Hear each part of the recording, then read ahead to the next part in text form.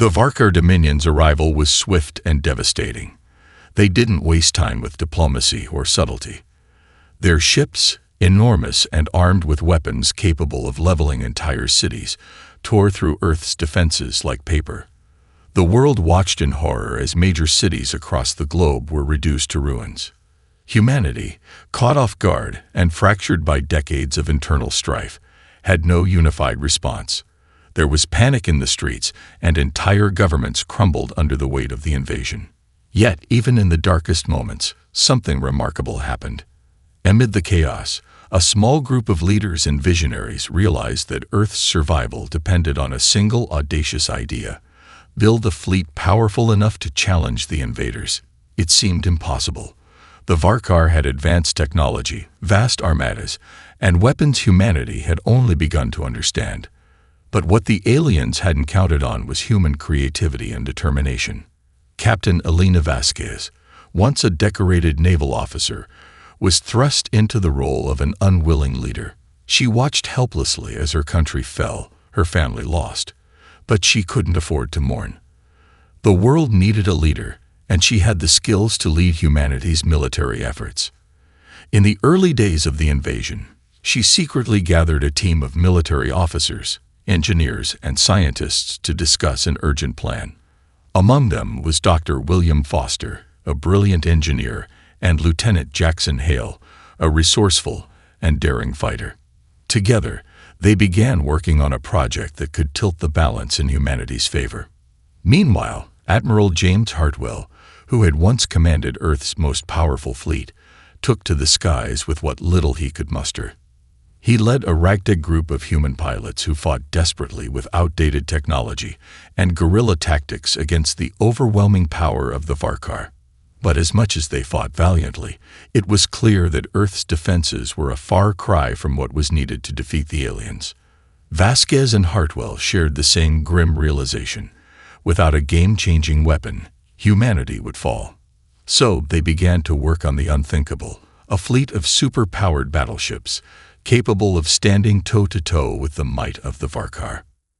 The construction took place in hidden military bunkers deep beneath Earth's surface, away from prying alien eyes.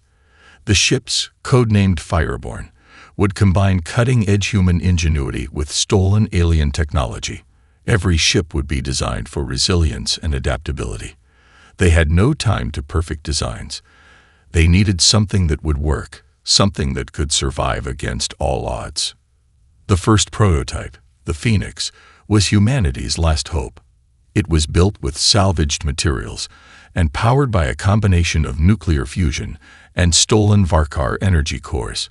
Its weapons, laser cannons, electromagnetic railguns, and energy shields, were a mix of human and alien technology, carefully integrated into the design.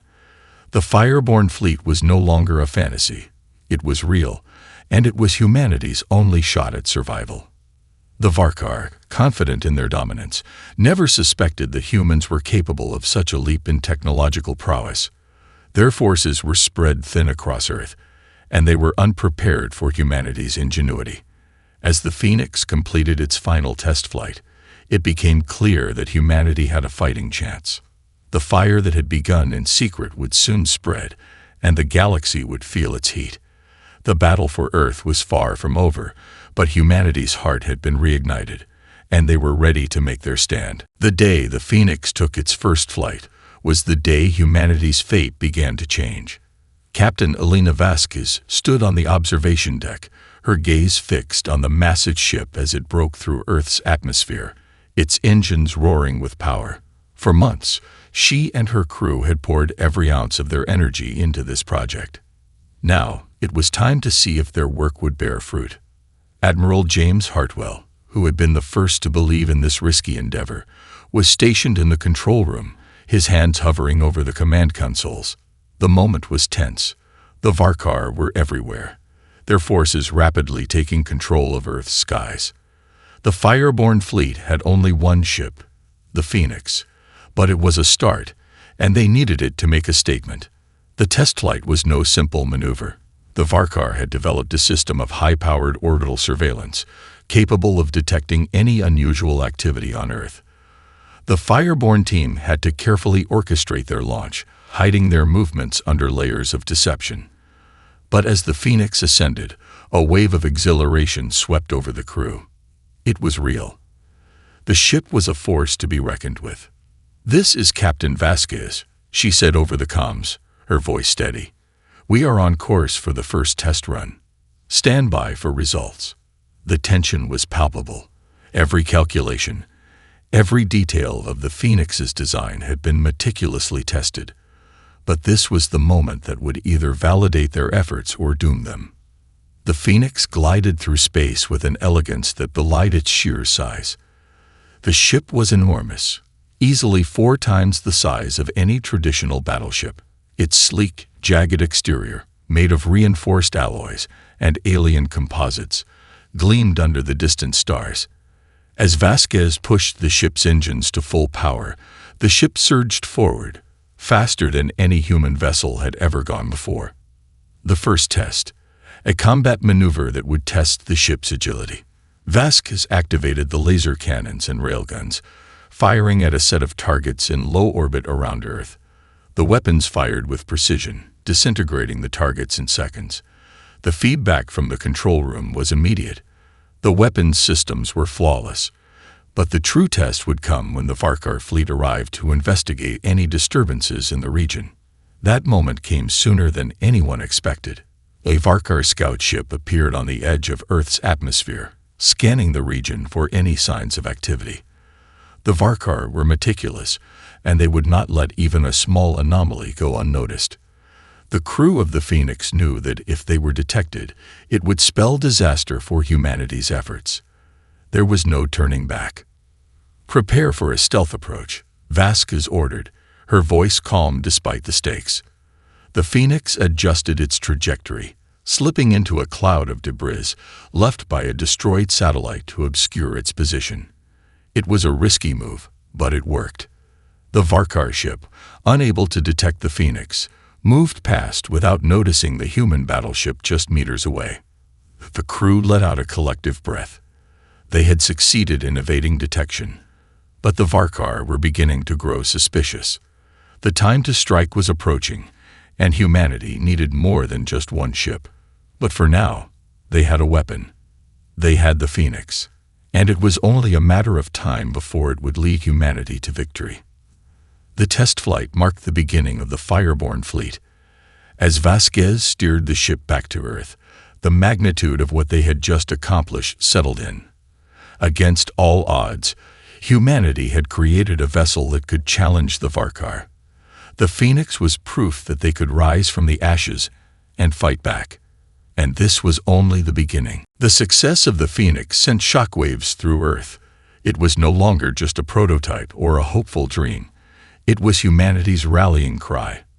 The Varkar, who had thought Earth's resistance was a fleeting nuisance, now faced a true threat. The first battle had proven humanity's ingenuity, but it was only the beginning. As the Phoenix returned to Earth, it was already clear that one ship would not be enough.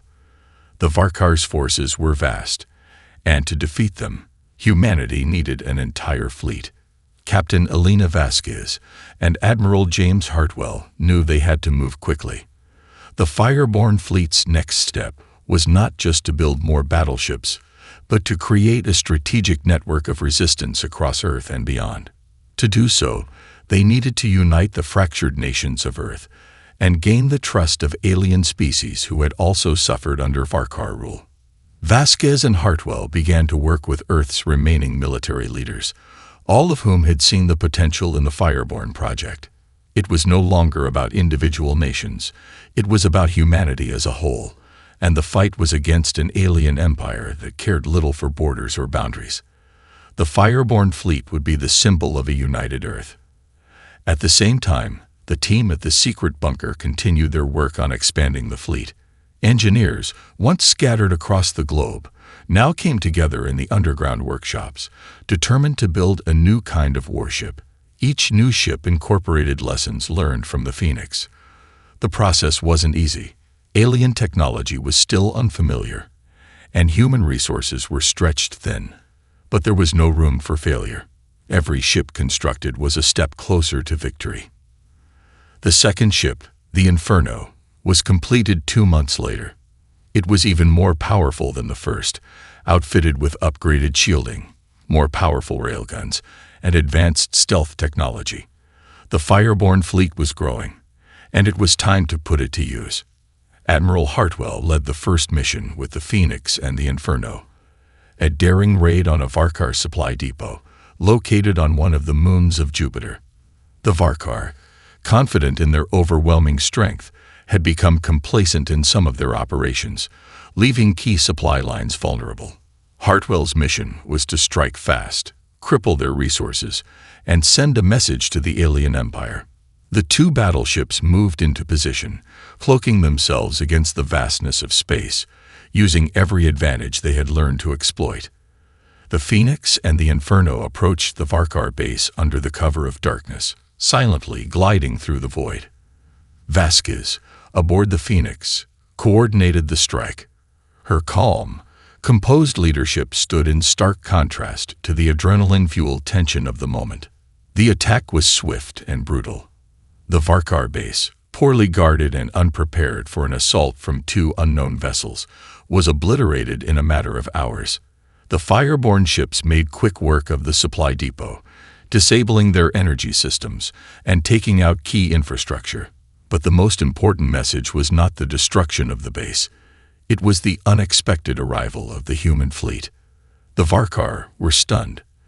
They had underestimated Earth's resolve, thinking that a few successful raids would not be enough to shake their grip on the planet. The fireborne fleet's success sent ripples across the Varkar leadership. For the first time, the aliens realized that they were facing an enemy that they could not easily crush. As the Phoenix and the Inferno made their way back to Earth, humanity had proven its worth. The fireborne fleet was growing, and the flame of resistance was spreading across the galaxy. The Varkar had no idea what they had unleashed by underestimating humanity, and now the galaxy would feel the heat of Earth's fury. It was only a matter of time before the Varkar would face the full might of the fireborne fleet.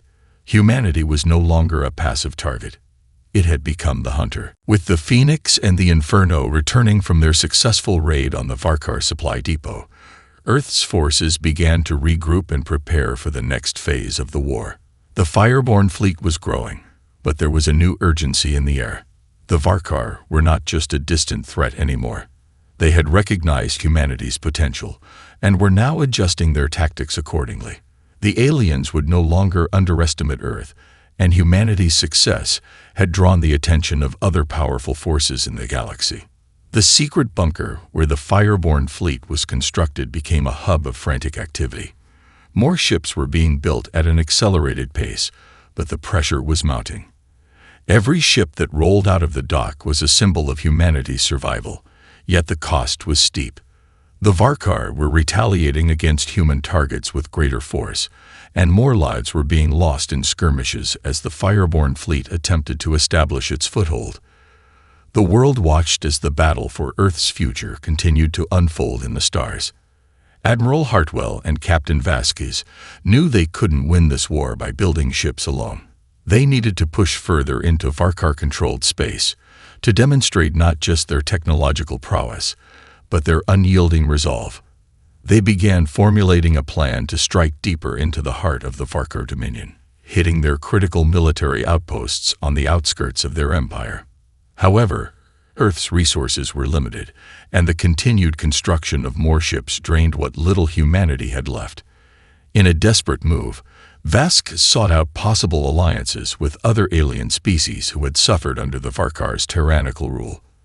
The Varkar had enslaved or subjugated countless races, and many of them were now looking for a way to strike back. One such race was the Zerezi, a warrior species with a long history of military prowess. They had been among the Varkar's most brutalized subjects. The Zerezi were willing to join the fight, but they demanded more than just a partnership. They wanted to lead in the field.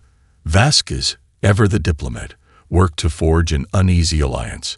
The fireborne fleet needed every advantage, And with the Zeresi's formidable ships, they could finally challenge the Varkar on a larger scale.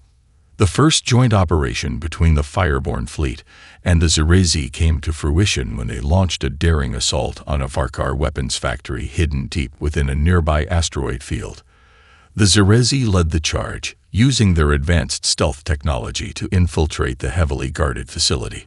The Fireborne ships followed closely behind, using their superior firepower to neutralize any Varkar reinforcements.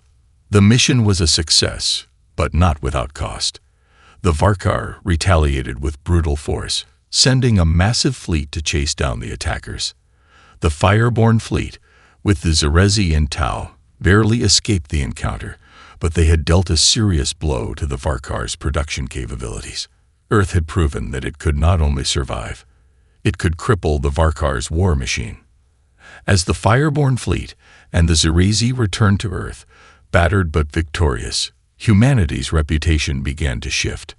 No longer was Earth seen as a weak, cornered species. The battleships of the Fireborne fleet had become symbols of strength, resilience, and unity. The Varkar's grip on the galaxy was slowly beginning to loosen, and their empire, once thought invincible, was showing signs of strain. The next phase of the war would demand more from humanity than it ever had before. Earth had proven it could strike at the heart of the Varkar Empire, but it was clear that the battle for the galaxy was far from over. The Fireborne fleet was still growing, still forging its power. But the Varkar would come for Earth with everything they had. Humanity would need to be ready, not just with more ships, but with even greater ingenuity and unshakable will. The forge of war was heating up, and humanity was ready to face it head-on. The war had reached a critical juncture. Humanity had managed to hold its ground and even strike back at the Varkar, but the cost of victory was beginning to mount. The Fireborne fleet had been successful in several key missions, but the Varkar were relentless. Every victory seemed to be followed by a crushing counterattack, as if the alien empire was determined to wipe out humanity's last hopes. Admiral Hartwell knew that Earth's fragile position was no longer sustainable. The Varkar had turned their attention to Earth itself, and the planet was facing its most desperate hour. Their invasion forces were massing in orbit, preparing for a final push to conquer the homeworld. Humanity's last line of defense was the Fireborne fleet. The battleships that had once seemed like impossible dreams were now the only thing standing between Earth and total destruction. Captain Vasquez understood that the coming battle would be unlike anything they had faced before. Earth's cities were in ruins, and the once thriving industries that had powered their resistance were now shadows of their former selves. The war had drained humanity's resources, and they could not afford to waste any more time. But it wasn't just the ships or the technology that would determine the outcome of this war. It was the spirit of the people behind them. The Fireborne fleet, now bolstered by the Zeresi warriors, stood ready to face the Varkar in the most brutal battle of the conflict. It wasn't just about fighting for Earth anymore. This was humanity's last chance to show the galaxy what it meant to be human. The Varkar had underestimated them for too long, but this time, Earth would make them regret it. The operation began as the Varkar fleet closed in on Earth's atmosphere. In the vast emptiness of space, the Fireborne fleet gathered, prepared for a final showdown. Captain Vasquez commanded the Phoenix with precision, her voice calm as she coordinated with Hartwell and the Zeresi commanders. The plan was simple yet incredibly risky. The Fireborne ships would split into small, highly maneuverable units, drawing the Varkar into a trap. As the Varkar fleet descended, the Fireborne ships went dark, slipping into the shadows of Earth's moons and debris fields. The Varkar didn't know it yet, but they were walking into a carefully set ambush. Vasquez, aboard the Phoenix, felt a surge of adrenaline as her ship moved into position. The stakes were impossibly high. This was no longer just a battle for survival. It was a battle for the soul of humanity. Her crew was ready, but there was no certainty. They had no backup, no reinforcements. They would either succeed or fall here, on the precipice of their final chance. The first shots rang out as the Varkar fleet entered the kill zone. The Phoenix unleashed a barrage of energy weapons, catching the lead Varkar ships off guard. The electromagnetic railguns fired, ripping through the Varkar's shields, while the Zerezi ships moved in with expert precision, picking off stragglers and providing cover for the fireborne fleet. But the Varkar weren't easily beaten. Their fleet responded with terrifying force, unleashing everything they had in retaliation. Massive energy pulses shot out from their flagship, forcing the fireborne ships to scatter. The space around them erupted in fire and destruction, as both sides clashed with an intensity that shook the very fabric of space. Admiral Hartwell led the charge, giving orders from the Inferno, directing fire and maneuvering the fleet into the perfect positions for the next wave of attacks. Every shot, every move was calculated for maximum impact. It was a brutal, relentless engagement, with neither side willing to give an inch. The fireborne ships took heavy damage, but their resilience kept them fighting. Captain Vasquez and her crew found themselves in the thick of it. The Varkar flagship loomed ahead, its weaponry overwhelming, its shields impenetrable.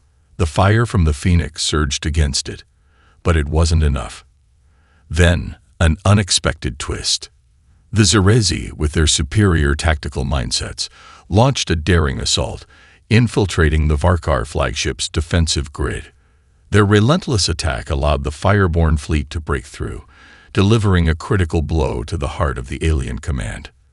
The Varkar flagship crumpled under the combined assault, its core systems failing.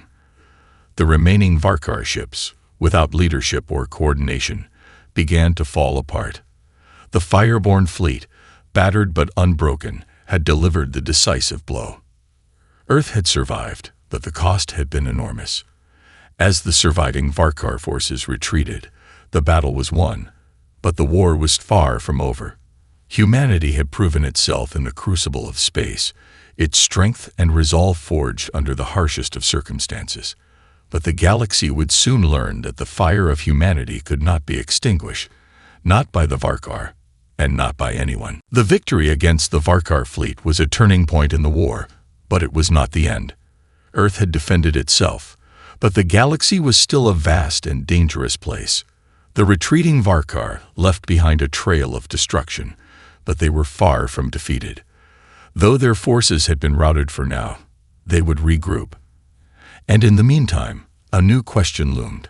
What would humanity do with its newfound strength? In the aftermath of the battle, Earth's leaders gathered. Captain Vasquez and Admiral Hartwell stood before a world that had changed forever. The fires of war had forged them into something stronger, more united. Humanity had proven it could stand tall in the face of overwhelming odds. But now, the real work began, rebuilding Earth and preparing for whatever came next. With the Varkar retreating to lick their wounds, the fireborne fleet set its sights on expanding, continuing to grow and strengthen. The surviving Zerezi ships stayed in orbit around Earth, an uneasy but necessary ally. The bond between the Zerezi and humanity, forged in the heat of battle, was still fragile. Tensions were high, and while both races had a common enemy, mutual trust would take time to cultivate. But for now, they shared a singular purpose: to rid the galaxy of the Varkar, and make sure no species would ever again suffer under their tyranny. Meanwhile, Earth's scientists and engineers began studying the alien technology they had captured from the wreckage of the Varkar ships. They learned quickly, using the knowledge to enhance the fireborne fleet's capabilities even further. The fusion of human ingenuity and alien technology had created an unprecedented force, and humanity began designing new weapons, engines, and armor. No longer just a symbol of resistance, the fireborne fleet was transforming into a true fighting force capable of changing the balance of power in the galaxy. Captain Vasquez, ever focused, knew they couldn't rely solely on technology. "We may have the ships," she told Hartwell as they reviewed plans for future missions, "but we have to continue adapting. The Varkar will come back, and this time, we need to be ready." With that in mind, humanity started to take the fight to the Varkar, launching strategic raids against their remaining strongholds across the galaxy. The Fireborn fleet began to leave Earth's orbit, expanding their reach into the stars. Each victory, no matter how small, sent a message to the galaxy. Humanity was no longer a victim. They were fighters, warriors, and they would reshape the fate of the galaxy itself.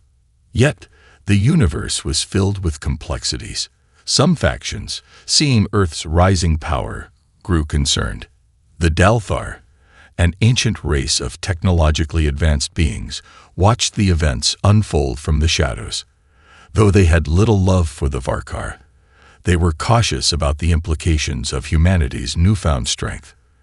Their own empire was built on a delicate balance of power, and a rising human influence threatened to upset it. To the Dalthar, humanity's rise was a double-edged sword, a potential ally in the fight against the Varkar, or an unpredictable new power that could upset the status quo. They began reaching out to Earth, offering their assistance in exchange for future cooperation. But humanity had already learned the dangers of trust. The Dalthar, like the Zerezi, were seen as potential partners, but no one was naive enough to ignore the possibility of betrayal. As Earth's influence spread, so did the galaxy's suspicion of its newfound power. Yet the Fireborn fleet pressed on, unyielding, as the human spirit burned brighter than ever. Earth had proven its strength, its ingenuity, and its ability to face the impossible. Captain Vasquez, now known as the face of humanity's fight for freedom, understood one undeniable truth. Humanity's rise was not just about military victories. It was about showing the galaxy that they were not weak, not insignificant, and that their spirit, unbreakable and resolute, could never be extinguished. The war was far from over, but humanity had found its place in the stars. And soon, it would prove that the galaxy could no longer ignore the fire that had been sparked on Earth. As humanity's influence spread across the galaxy, the Varkar were not the only ones watching. The Dalthar, enigmatic and ancient, were not the only ones with an eye on Earth's newfound power. A new, unexpected threat was emerging from the far reaches of space. A coalition of warlike alien races, discontented with the status quo, and viewing humanity's rise as an opportunity to challenge established powers. This new coalition, known as the Orloth Collective, was a force unlike anything Earth had ever faced. The Orloth races were known for their ruthlessness, their fleets swift and deadly, and their territorial conquests widespread. They had no allegiance to the Varkar, but saw humanity's rise as a destabilizing force. To them, Earth was a prize to be claimed or destroyed. The Fireborn fleet had grown, with Earth now fielding a small but potent armada, but the Orloth Collective brought with it numbers and raw power that tested humanity's limits. Their ships were different from anything humanity had encountered before. Massive, heavily armed vessels capable of overwhelming even the Fireborn fleet's advanced weapons. The Orloth had no interest in diplomacy. They sought only dominance, and they saw humanity's growth as a challenge to their control of the galaxy. Captain Vasquez, ever vigilant, knew the Fireborn fleet had to face this new threat head-on. It was no longer enough to be reactive. Humanity had to be proactive. The Orloth Collective would not wait for Earth to make the first move. A direct confrontation was imminent. The question was not if the war would come, but how humanity would rise to meet it. The Fireborn fleet, now united with Zerezi and Dalthar allies, began to plan for a conflict unlike any before. The Orloth had the advantage in sheer numbers, but humanity's strength lay in its adaptability and resourcefulness. The Fireborn ships had already proven their ingenuity, and now was the time to push the limits of their technology even further. The resources scavenged from Varkar wreckage had given humanity a significant technological edge, and the human spirit, unpredictable and relentless, remained their greatest weapon. With Captain Vasquez at the helm of the Phoenix, the Fireborn fleet set out to engage the Orloth Collective on their terms. The first battle took place on the fringes of the Andromeda system, Far from Earth's defenses, but within striking distance, the Orlov had set up a forward base there, and they were prepared for the Fireborn's arrival. What they didn't anticipate was the sheer audacity of humanity's tactics. The Fireborn fleet deployed in an unexpected formation, creating an illusion of weakness. The Orlov collective, eager to crush them, fell for the trap, splitting their forces to attack what they thought was the weakest point in humanity's line. But humanity had learned from every previous conflict. Surprise and speed were their greatest advantages. The first strike came from the Inferno, which launched a series of devastating precision strikes against the Orlov flagship's engine cores. The Orlov ships, heavy and cumbersome compared to the Fireborn fleet's agile vessels, were caught off guard. Then came the Phoenix, unleashing a barrage of ion blasts that disabled several of the Orlov destroyers in rapid succession. The Fireborn fleet hit hard and fast, using their superior maneuverability and tactical flexibility to overwhelm the Orlov forces. It was not a decisive victory, but it was a critical one. The Orlov fleet was thrown into disarray, with several ships severely damaged or destroyed. For the first time, the collective understood that humanity was not just a passing annoyance. They were a force to be reckoned with. The war raged on for weeks, with both sides suffering heavy casualties. Humanity's strength came from its resolve. They fought with an unyielding spirit that was impossible to break. But the Orlov were relentless, and they had learned from their mistakes. The next engagement would be even more brutal. Captain Vasquez knew this battle would decide everything. With each victory, humanity had earned the respect of the galaxy, but this was the moment that would define their future. The Fireborn fleet had come a long way, but the Orlov were proving to be a tougher enemy than anyone had anticipated. "We've come this far," Vasquez said quietly to Hartwell, looking out at the vast expanse of space. "We can't stop now." With the Fireborn fleet and their allies poised to take the fight to the heart of the Orlov collective, one thing was certain. Humanity had proven that it could stand against the galaxy's most fearsome forces, and now they were ready to ascend to a place where they would no longer be seen as the underdog. The Phoenix had risen. Now it would ascend to claim its place among the stars. The battle with the Orlov collective had taken its toll, but it had also brought humanity to the precipice of something even greater. After weeks of intense combat, the Fireborn fleet, along with their Zerezi and Dalthar allies, had proven that they could stand toe-to-toe with one of the galaxy's most formidable forces. The victory at Andromeda was not just a tactical success. It was a turning point in the galaxy's perception of Earth. Humanity had not just survived. It had conquered the impossible.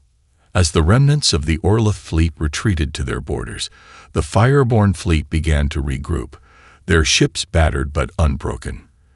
The human spirit, as ever, had endured, and now Earth was more than just a survivor. It was a power in its own right, with an influence that reached beyond its homeworld and into the farthest reaches of space. Captain Vasquez and Admiral Hartwell were briefed on the next phase of the campaign. Pushing the Orlov collective out of key star systems that had been under their control for centuries, the Fireborn fleet had demonstrated its strength, and now humanity needed to show the galaxy that it was here to stay. Not as a challenger, but as a force to be reckoned with. The war with the Varkar had united Earth, but it was the battle with the Orlov that would forge its future. However, this new war came with a strange sense of uncertainty. The galaxy had taken notice of humanity's resilience and ingenuity, and new alliances were being formed. The Dalthar, once hesitant, had begun to offer more substantial aid. Even the Zerezi, still raw from their past suffering, began to look at humanity with renewed respect and trust. The Fireborn fleet was no longer seen as an underdog. Humanity had proven its worth, and other races, once unwilling to align with Earth, began to reach out. Among the newly forged alliances was the Askari, a race of ancient, mystic beings who had watched the rise of humanity from the shadows. Their ships were unlike anything the Fireborn had ever seen, sleek and graceful, with energy systems powered by the very fabric of space itself.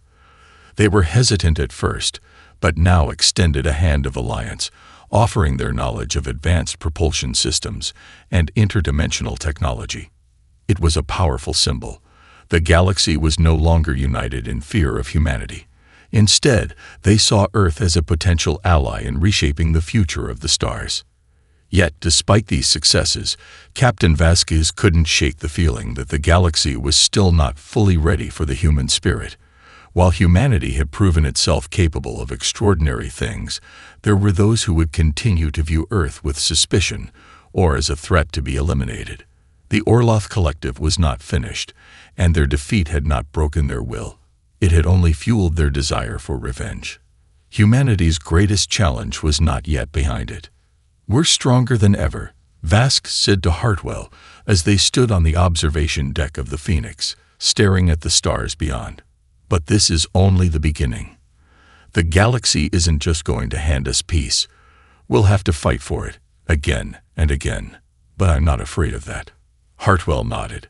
"Neither am I. We've fought for every inch we've gained, and we'll keep fighting until we don't have to anymore." And so, humanity's journey continued, not just to survive, but to lead, to shape the galaxy in its own image. The Fireborn fleet, once a symbol of desperate resistance, had become the vanguard of a new era. As they launched into the stars, their mission was clear: to forge lasting peace, protect the innocent, and ensure that no power in the galaxy would ever again underestimate the strength of the human spirit. The Varkar were gone, but their legacy of oppression lived on in the Orloth Collective and other races who still sought to dominate. Humanity had shown that it could rise from the ashes, but now it would build a future where the fires of war were not the only light in the darkness. A new dawn was on the horizon, a dawn shaped by humanity's unwavering will, boundless ingenuity, and unbreakable spirit. And the galaxy would never be the same again.